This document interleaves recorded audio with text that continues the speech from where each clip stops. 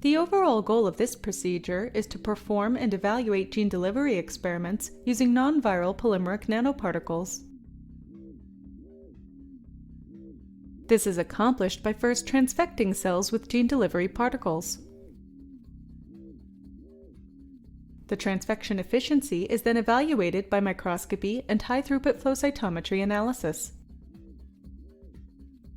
Next, the nanoparticle size distribution, concentration, and plasmids per particle are determined using a nanoparticle tracking analysis instrument.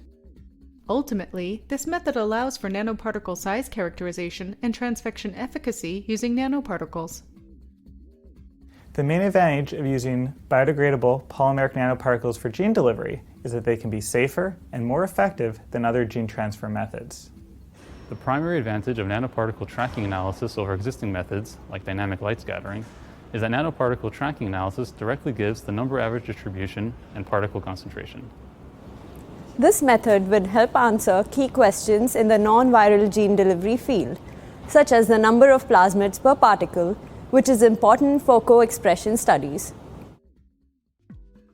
The following protocol is demonstrated using human retinal endothelial cells, or HRECs, as model cells, and polybeta amino esters, or PBAEs, as model polymers. Note that culture conditions and solvents may need to be adjusted depending on the cells and polymers used. 24 hours before transfection, use a multi-channel pipette to seed HRECs into clear tissue culture-treated flat-bottom 96-well plates at a concentration of 25 to 50 cells per microliter. This will give 70 to 80% confluency on the day of transfection. Prepare and label clear non-tissue culture-treated 96-well plates to serve as